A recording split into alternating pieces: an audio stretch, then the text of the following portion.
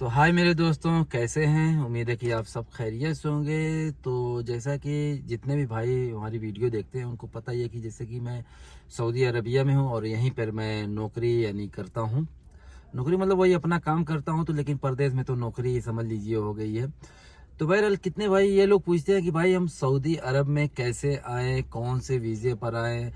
तो मेरे भाई देखिए, आपका जो हुनर भी आपके पास है उस हुनर में यहाँ पर आए। और सऊदी कैसे आए, मतलब देखिए भाई, सऊदी आने के लिए एक पासपोर्ट की ज़रूरत होती है, ठीक है। पासपोर्ट होना चाहिए। उसके बाद फिर वीज़ा आपको कहाँ पे मिलेगा, आपके जो नज़दीकी शहर या ज़िला में कहीं भी ट्रैवल ऑफिस आजकल तो जगह जगह पर आपको मिलेगी। लेकिन मैं यही आप लोगों को बेस्ट आइडिया दूंगा कि आप जाइए मुंबई में, क्योंकि जो लखनऊ में, अगर जैसे आप यूपी से हैं, लखनऊ में जितनी भी ट्रैवल ऑफिस है ना, ये मुंबई ऑफिस वालों की ब्रांच होती है, ठीक है।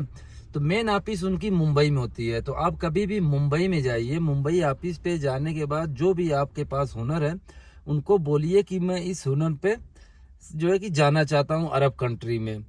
और ज़रूरी नहीं कि उस ऑफिस पे अरब कंट्री का वीज़ा मिले, ऑस्ट्रेलिया का वीज़ा मिलता है, इंग्लैंड का वीज़ा मिलता है, बहुत सी जगहों का वीज़ा मिलता है। कोई कोई वीज़ा मिलता है जो पैकेज वाला वीज़ा होता है, मतलब जैसे 6 महीने का होता है या 1 साल का होता है, गवर्नमेंट वीज़ा होता है। यानी 6 महीने के लिए आपको काम करना पड़ेगा। किसी किसी का 9 महीने का एग्रीमेंट होता है, किसी का 1 साल का एग्रीमेंट होता है। तो ऐसे ही काफ़ी सारे वहाँ पर वीज़ा होते हैं। लेकिन किसी भी ऑफिस पे जाए मेरे भाई, ऑफिस अच्छी तरीके से पता कर ले कि कौन सी ऑफिस बेस्ट है। और एक चीज़ और है कि ऑफिस पे जाने से पहले मेरे दोस्त, एक चीज़ आप लोगों को ये बता देता हूँ कि कभी भी आप जाइए ऑफिस पे, डायरेक्टली जाइए। किसी एजेंट को, जो लुक्कड़ छाप एजेंट, पनपट्टी पे जो एजेंट ये लोग बैठते हैं, जो दलाल, जिसे हम अपनी यूपी वाली जबान में जिसे हम दलाल भड़वागिरी कहते हैं, ठीक है। तो कभी भी उनके थ्रू किसी भी ऑफिस पे मत जाइए, क्योंकि उनका भी उसमें कमीशन होता है। एक आदमी के पीछे उनको 10,000 रुपया दिया जाता है कमीशन। तो ये तो आप अभी जैसे आप बोलेंगे कि मैं मतलब सेल्समैन का काम करता हूँ। अब सेल्समैन के नाम पे वो एजेंट आपको मेन ऑफिस पे लेकर के जाएगा, लेकिन वो जो है वहाँ से वीजा आपका स्टैम्प करा देगा सेल्समैनी के नाम पे, सौगात खास का, ड्राइवरिंग का। अब यहाँ पे आने के बाद बोलोगे भैया मुझे तो घर का काम करना पड़ रहा है, सेल्समैनी का काम ही नहीं दे रहा है। तो ये सब जो एजेंट होते हैं ना, ये सब उनका कमाल होता है। तो कभी भी लोकल एजेंट को पकड़ करके मत जाइए, आप डायरेक्ट मेन ऑफिस पे जाइए।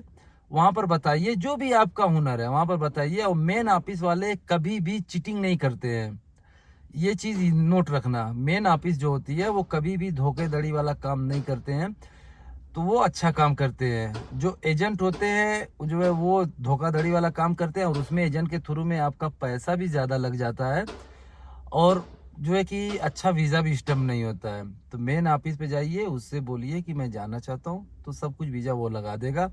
उसके बाद फिर आप सऊदी अरब में आइए। और आने के बाद जो है कि यहाँ पर घबराइए मत। सबसे बड़ी बात तो ये होती है कि जो है कोई भी बंदा आता है, तो चाहे मैं भी देखो आया था सऊदी अरब ना, तो 4-5 महीना क्या, मुझे तो 2-3 साल बहुत परेशानी हुई थी।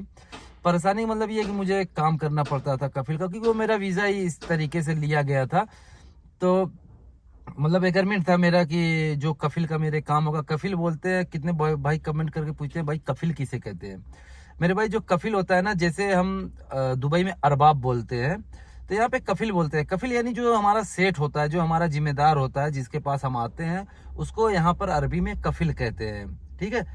तो ये सिर्फ चीजें होती है, 2-4-6 महीने आपको परेशानी होती है, समझ लीजिए वो आपका इम्तिहान एक हिसाब से लिया जाता है।